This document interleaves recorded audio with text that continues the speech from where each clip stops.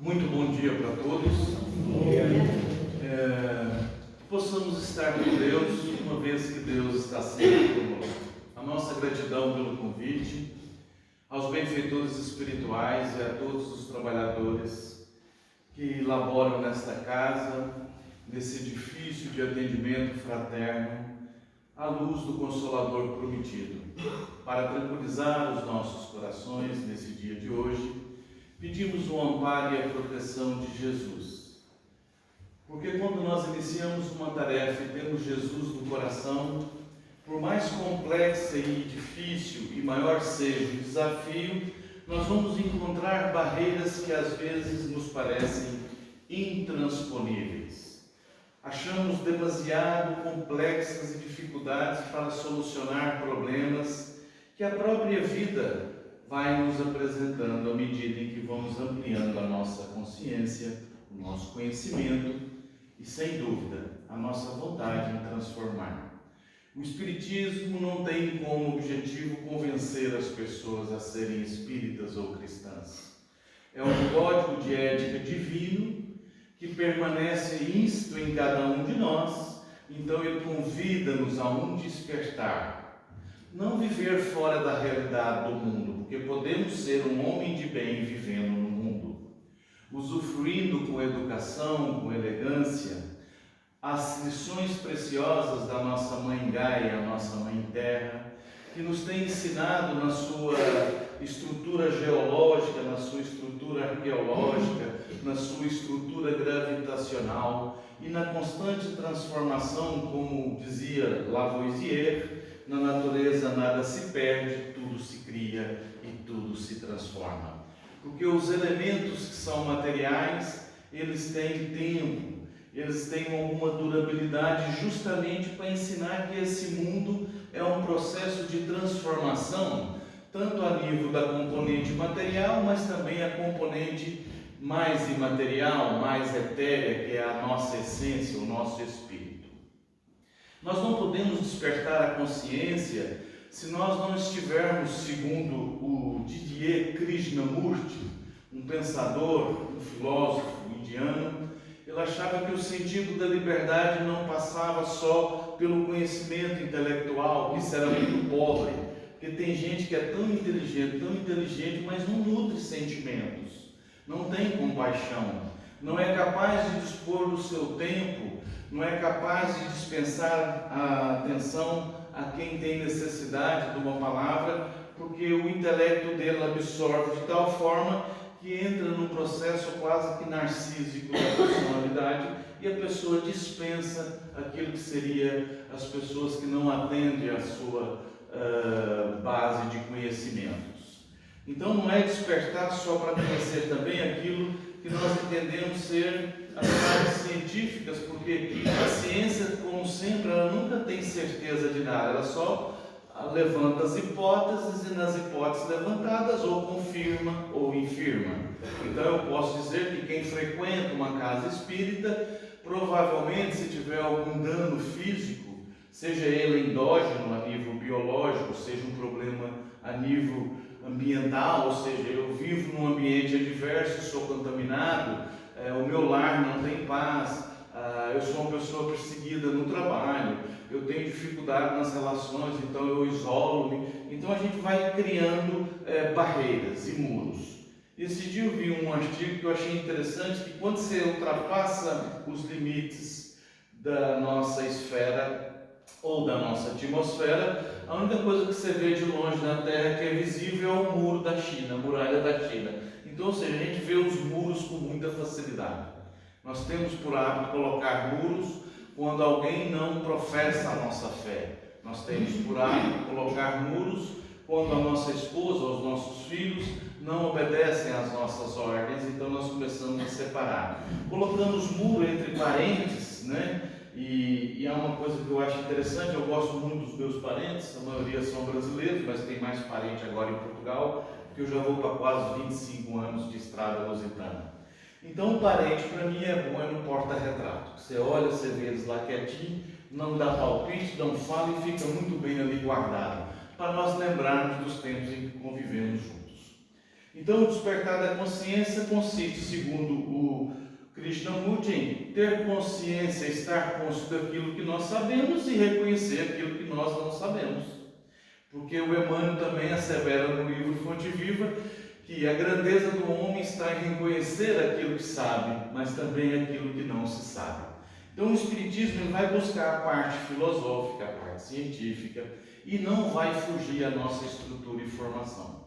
Quando Jesus preparou para organizar o nosso planeta, ele convocou uma pleiade de trabalhadores, espíritos que iam trabalhar no elemento do protoplasma, organizar os primeiros condicionamentos químicos e bioquímicos, segundo o livro A Caminho da Luz, do Emmanuel, que tem ali na biblioteca, basta vocês quererem levar ou comprar. Está ali um verdadeiro tratado da nossa essência material, mas não tem como fugir os ditames da vida espiritual, porque é ali que o Emmanuel vai trazer para nós elementos de, que nós, não sendo homens de ciência, possamos olhar para aquilo e dizer: meu Deus, quanta grandeza na sabedoria divina, quanto amor aqui na casa do Pai, que é a nossa Mãe Terra, quanta generosidade dos Espíritos que configuraram o processo da criação dos seres unicelulares, para depois passar para a multiplicação,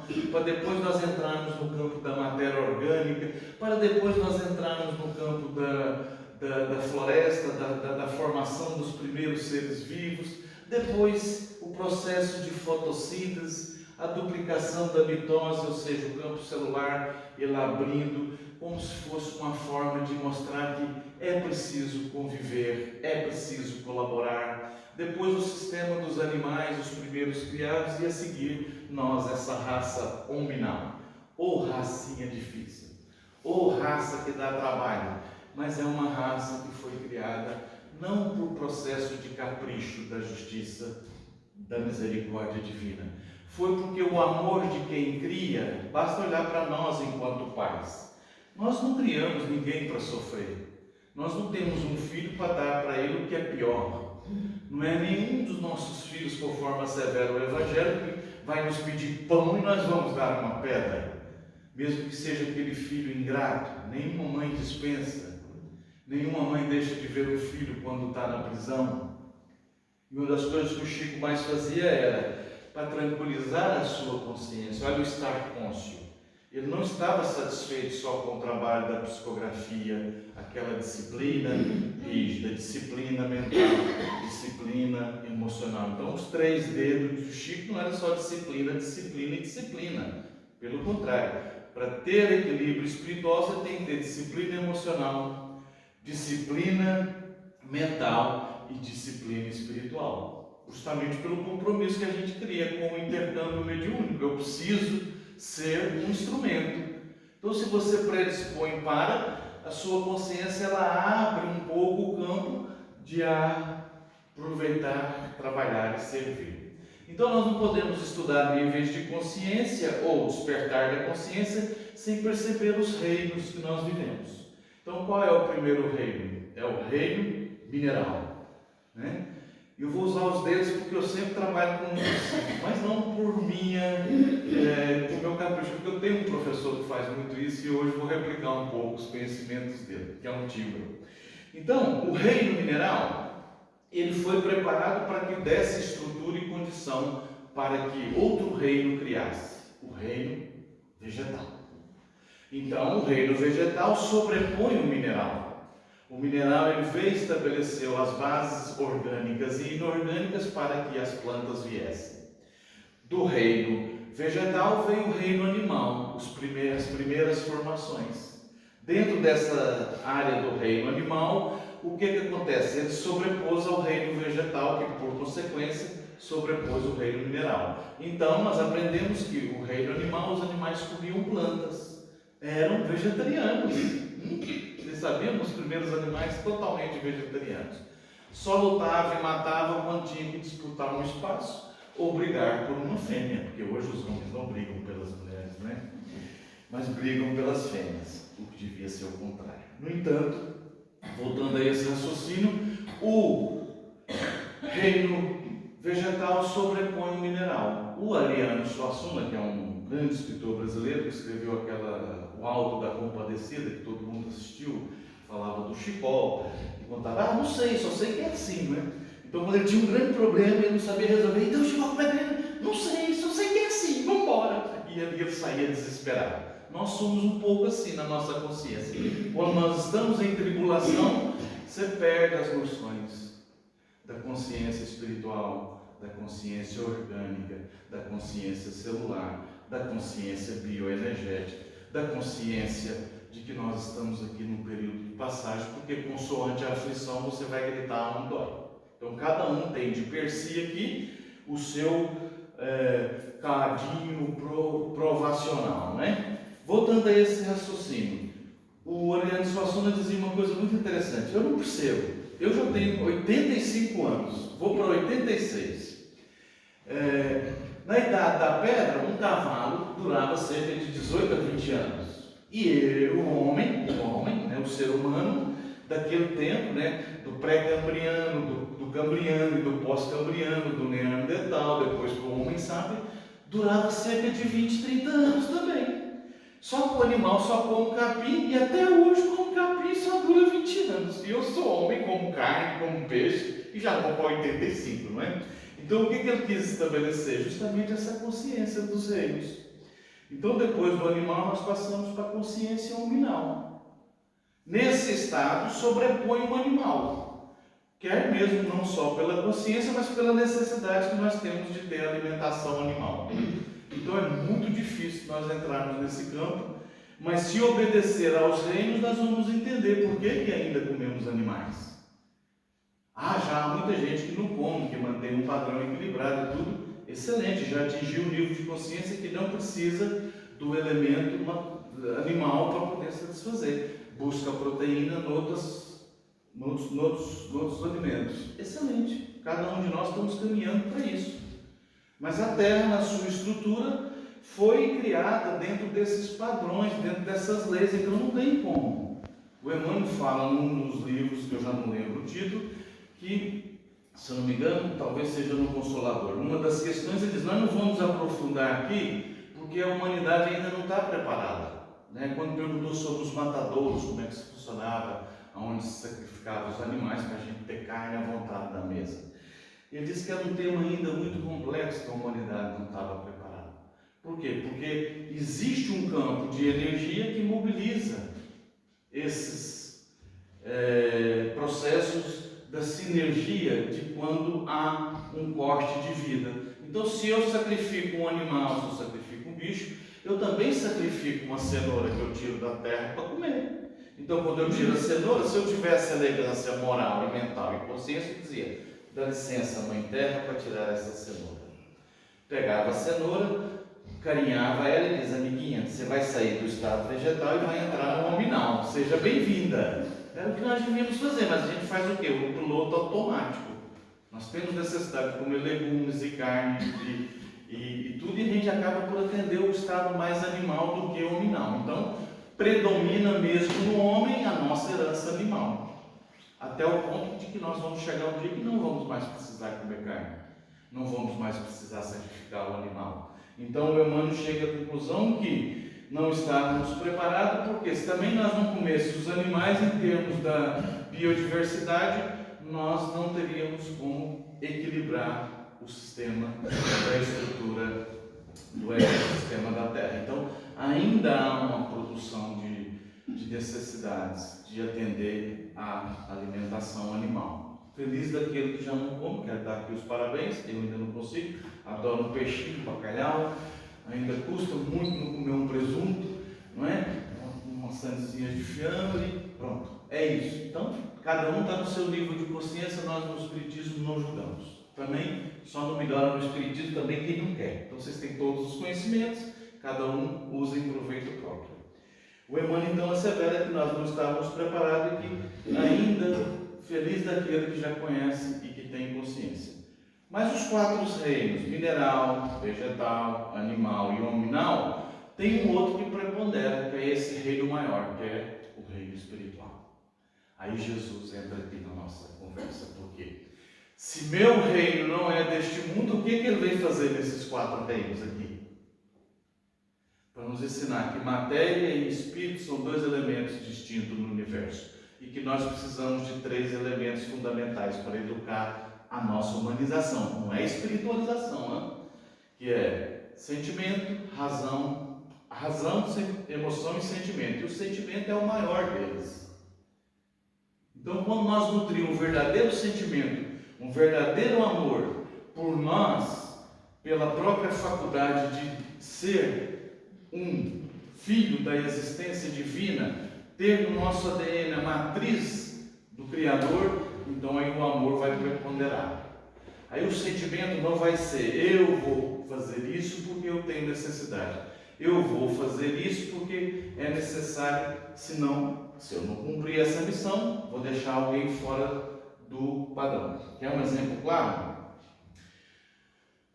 Quando nós assumimos um compromisso, seja na reencarnação, seja numa sociedade, seja a nível individual, seja a nível coletivo, você vai estabelecer uma relação de convivência. Pode ser quem trabalha no matadouro, pode ser quem trabalha cuidando das cabras, dos burreiros, pode ser quem trabalha cuidando do gado, pode ser quem trabalha cuidando da agricultura e pode ser quem trabalha numa grande empresa multinacional que já utiliza a inteligência artificial. Não importa. É nas relações que você vai se libertar. Porque ninguém sacrifica algo que não seja necessário. Quando nós chegarmos nesse nível, aí nossa consciência deixa de ser escrava das nossas necessidades básicas e primárias. Se você hoje tem uma mesa farta e ao comer você sabe que cada 5 pessoas no mundo uma morre de fome, você nem comeria. Por isso que a gente vive às vezes em piloto automático. Se você no Natal tem uma mesa farta ou no dia a dia e tem tudo, se você pensar na humanidade em que muitos não têm, você não aproveitaria e não saciava o sabor. E aqui entra o egoísmo, porque quando a gente está envolvido num processo de necessidades básicas, de acordo com a pirâmide de Maslow, a gente atende primeiro as necessidades básicas, para depois atender as necessidades humanas e para depois atender as necessidades espirituais. Aí a gente entra no processo de automatismo. Então o que eu estava a dizer é, se nós não queremos sair do automatismo, o que a gente faz? Adormece a consciência. E adormecer a consciência é aquele chamado passar um pano branco ou um pano multicolorido naquilo que são as nossas virtudes. Então se eu no reino mineral não respeito o vegetal, não respeito o animal, no hominal eu estou aqui para aprender a estruturar nesses 3 reinos a base que eu preciso para chegar nesse. Aí Jesus, quando assevera meu reino não é deste mundo, ele vem justamente para nesses 4 reinos nos ensinar que tudo tem vida.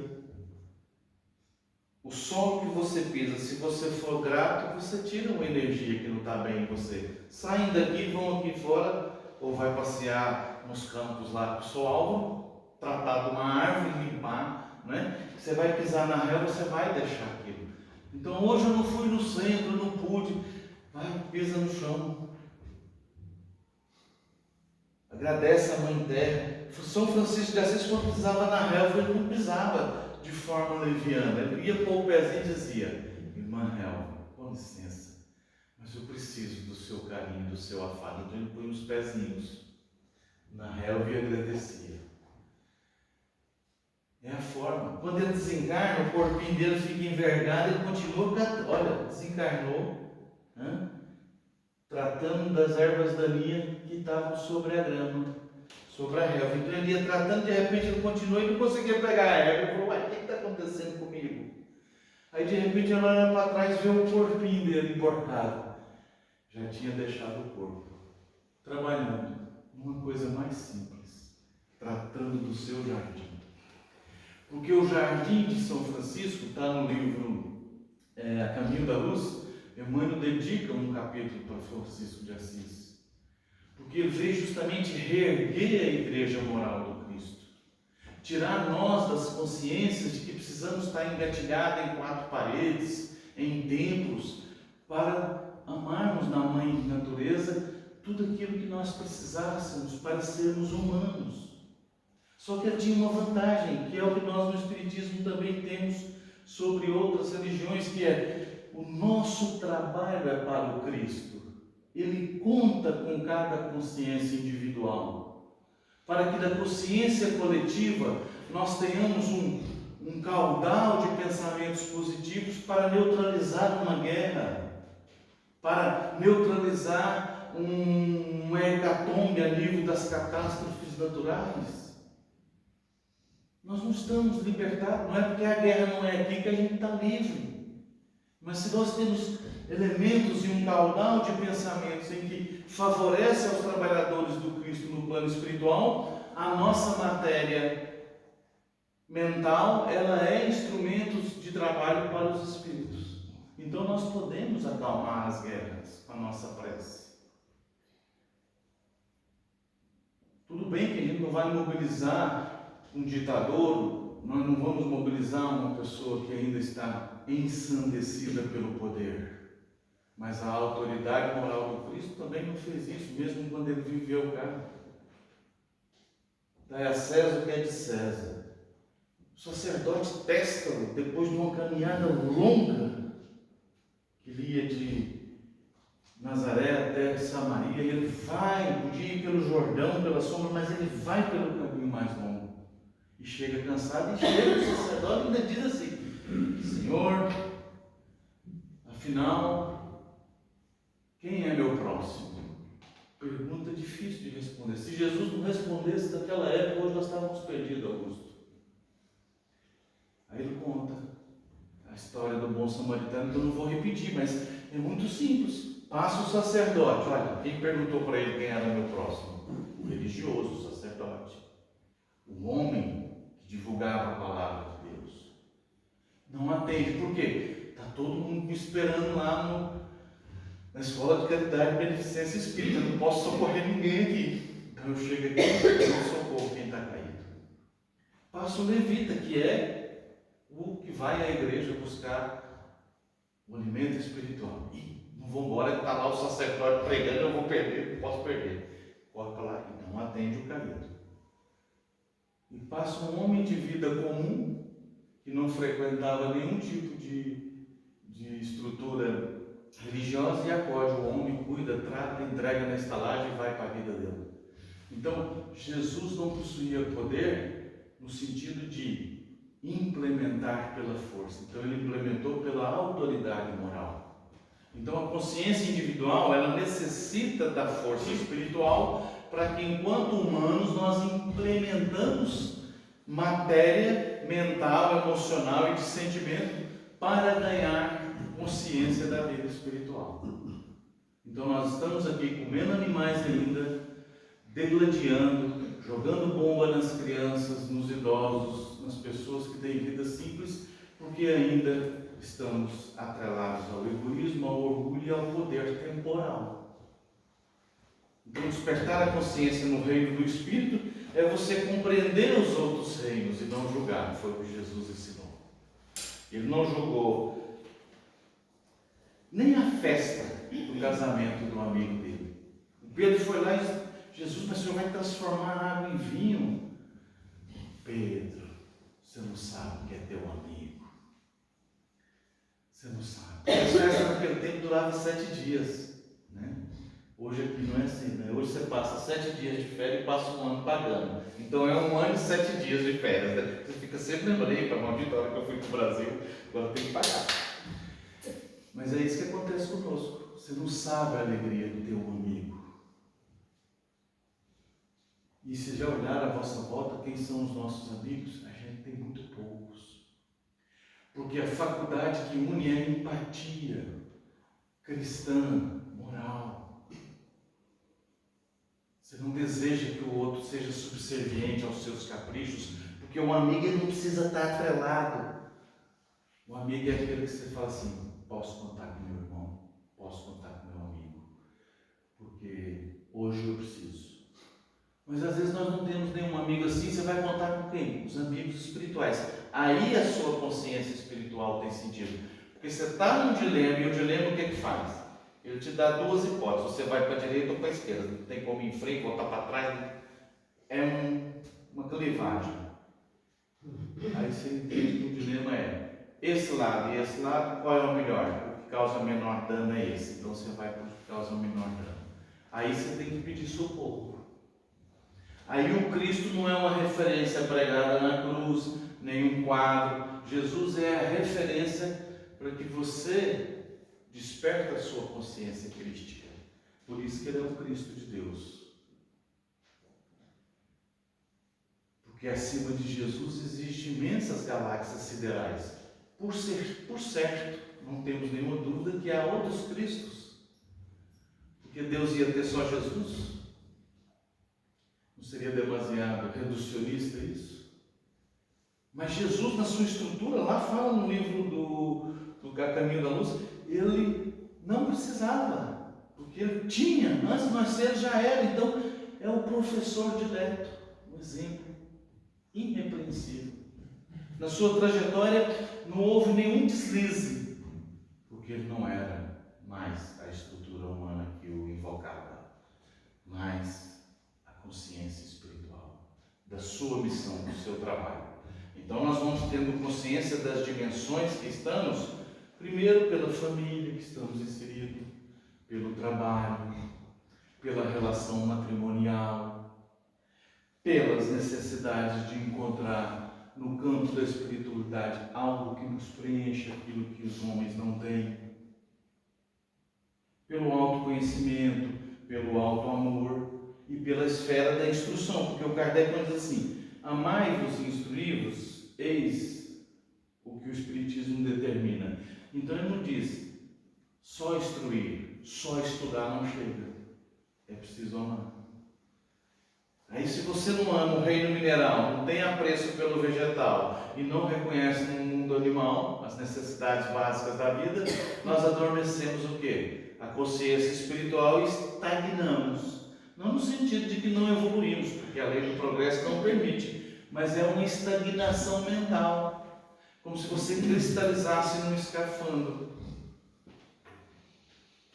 Está claro isso para nós? Então a consciência humana é a que nós devemos trabalhar na casa espírita, porque o resto a espiritualidade já faz. Agora, se você sai de um estado de animalização para humanização, aí você entrou na esfera de valores que vai mudar o conceito de animalidade. Aí você vai dizer assim: não, eu hoje preciso reconhecer que já não preciso mais sacrificar um animal, posso salvar. Então abra um canil, cuida dos cães e dos gatos, dos animais abandonados, já é uma grande caridade, porque o Gandhi dizia: uma sociedade que tem animais que as pessoas abandonam ainda é uma sociedade muito retrógrada. Vamos cuidar disso. E o Espiritismo ainda te dá outra alavanca. Pela ação da vontade, o despertar é igual ao despertador. Quem aqui tem despertador para levantar de manhã? 1, 2, 3, o resto todo mundo acorda natural, né? Muito bem. Então é despertador. Não é, por que não é despertamor? Por que a gente tem despertador logo de manhã? Né? Já viu as palavras como é que engana a gente? Ah, vou ligar o despertador. Mas também você diz: vou ligar o despertamor. Porque a gente já começa assim. O processo de mobilização, de reestruturação, seja químico, orgânico, físico, obedece à chamada aglutinação quântica ou energética. Esse aglutinar, o que vai gerar? Movimentos contrários.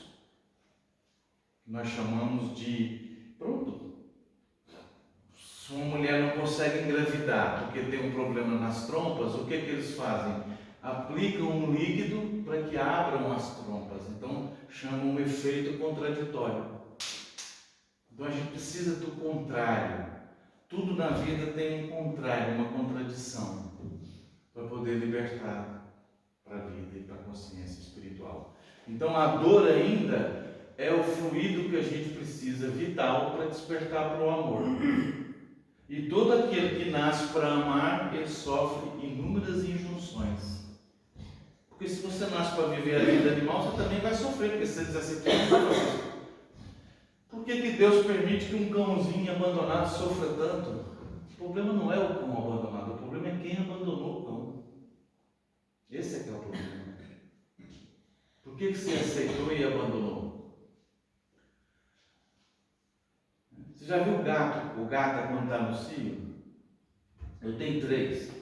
A mais nova lá, que eu achei que estava toda debilitada, fui levar no veterinário, todo feliz. Falei, vamos cuidar dessa gata, eu vou doar para alguém, ou vou levar lá para o canil. Peguei a gatinha e tal, pus na casa, dei um banho, que ela estava toda suja, depois eu não conseguia parar em pé, ela estava assim. E eu falava assim, caramba, terminei que levar no veterinário. Mas você olha na conta, vai na aba do banco, mas está feio, lá no veterinário.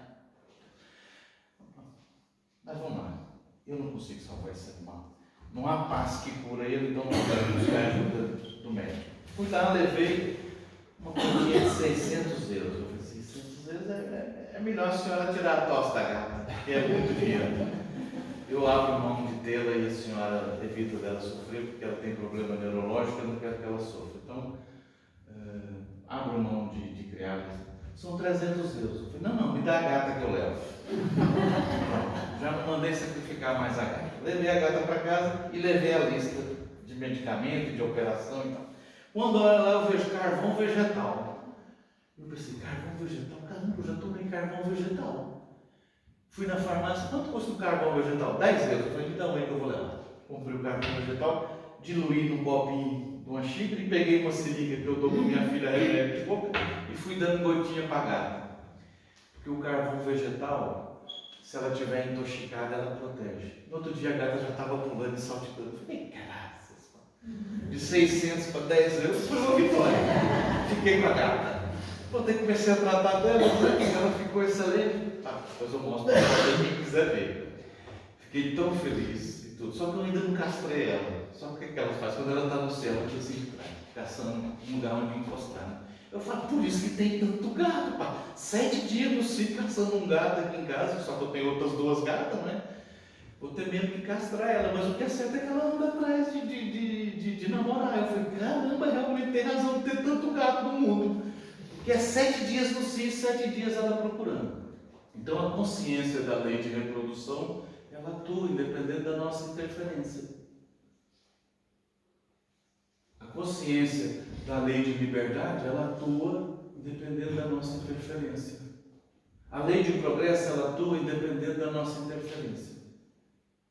Agora, se você conhece as leis, mineral, vegetal, animal e luminal, e quer atuar, aí a sua consciência está desperta. Porque aí você não interfere. Ou você colabora ou você aceita. Como dizia o Mandela, eu numa discussão, eu ganho ou aprendo. Não perde nunca. Porque ganhar não é convencer. Ganhar é, eu tenho estrutura para debater um tema. Se eu não for capaz de argumentar ou contra-argumentar, eu silencio. Porque tem pessoas que não têm cabeça para entender a espiritualidade, a lei da reencarnação, a pluralidade dos mundos habitados, o poder da cura quântica através do passe, a importância do grupo mediúnico para que possa criar uma esfera e um campo de intervenção espiritual, onde nós doamos os nossos bons pensamentos, sentimentos e emoções sublimadas. Então a consciência espírita, ela vai nos levar a essa transformação e não uma conversão. Porque converter é mobilizar os outros por argumentos intelectivos. Agora, transformar é mudar, porque a sua consciência está cheia de gangrena, cristalizada na zona escura do eu, do personalismo. Aí nós vamos querer ser um pouco de Paulo na vida atual, de Saulo para tornar-se Paulo. Aí você vai abandonar alguns critérios. Aí as injunções que te separam e te põem a duras provas, elas vão ser suaves. Porque o jugo do mestre foi assim. Ela vai ser suave porque você começa a entender numa leitura muito mais profunda da vida, no fluxo das experiências e dos acontecimentos do cotidiano, você vai dizer assim, caramba, como nós somos bem assistidos. mesmo em situações que nos escapam ao nosso controle, ao nosso domínio e na esfera da nossa inteligência. Passamos todos por esses momentos. Então, que Deus nos dê muita paz, que ao sairmos daqui a nossa consciência esteja desperta, não para as tarefas grandiosas, para os simples detalhes da vida. E eu só concluo com o André Luiz quando ele diz assim, ele chama Renovar-nos, do livro Coragem. Comunique seus obstáculos, seus problemas, todas as situações somente a quem lhe interessa bondade e descrição. Então não devemos contar os nossos problemas para qualquer um. Não devemos andar a divulgar sete pés com alguma rapidez para as pessoas aquilo que é importante das nossas dificuldades. Às vezes nós temos que saber comunicar a quem atende às nossas questões com bondade e descrição. Por isso que nós temos que melhorar a nossa consciência. Tá bem? Muita paz e muita luz. Vamos fazer a prece.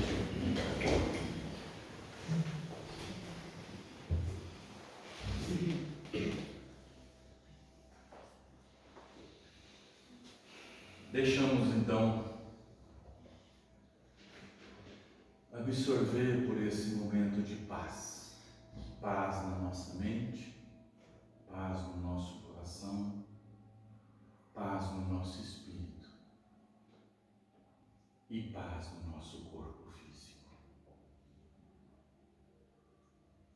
Gratidão aos benfeitores por todo esse amparo.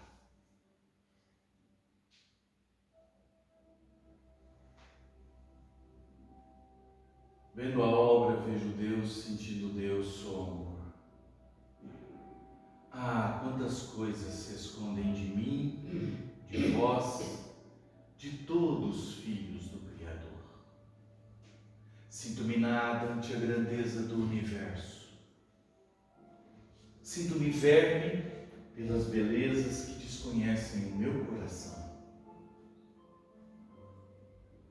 Deus tem filhos no mar, na terra, nas árvores. Deus tem filhos até nas guerras. Que beleza a função da natureza! Vejo a luz surgir no escuro, vejo a vida perfeita nos monturos. Vejo o céu nas águas do mar. Vejo e sinto o amor no amar. Quando descanso, a natureza trabalha. Quando durmo, a natureza trabalha. E quando trabalho, a natureza também trabalha. Quem eu sou? Nada diante desta batalha. Deus é Deus dos justos, Deus é Deus dos párias. Deus é Deus dos que viajam e Deus é Deus dos que ficam em casa. Deus é Deus da sombra, Deus é Deus da luz, Deus é Deus das trevas, Deus é Deus de Jesus. Quando estou cansado, Deus está ocupado. Quando estou reclamando, Deus está trabalhando. Quando estou triste, Deus está sorrindo. E quando tenho ódio, Deus está amando. Deus é sabedoria e eu estou sonhando.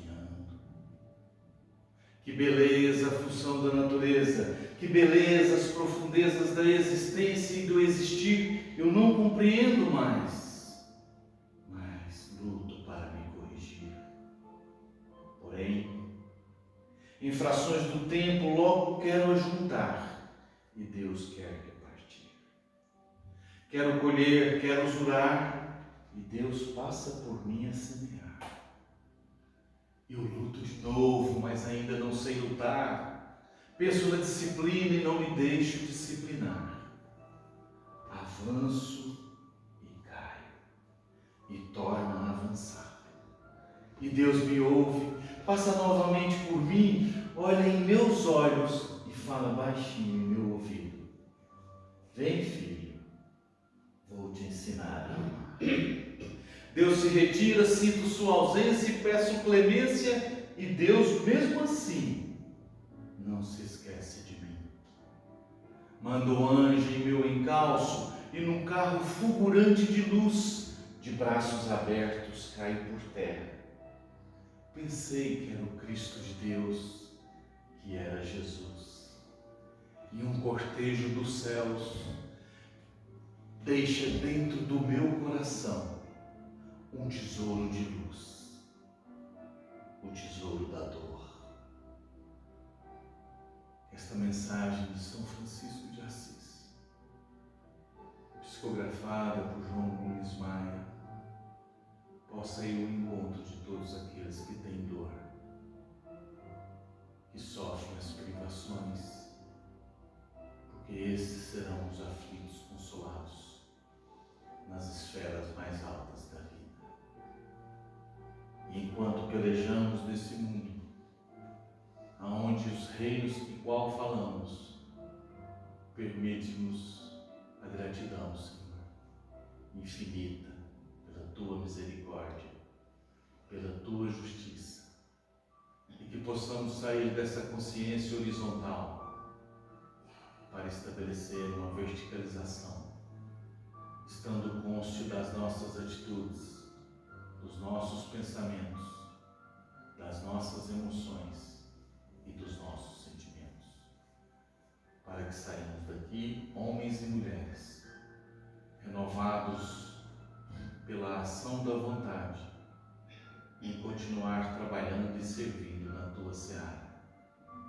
E na sala de paz e na água fluidificada, os bons espíritos possam transformar o fluido em o medicamento necessário para cada um de nós, para que possamos regressar ou às atividades ou aos nossos lares, nesse dia tão belo que o Senhor nos concedeu, para que possamos levar o nosso sorriso, a nossa tranquilidade e a Tua paz para os nossos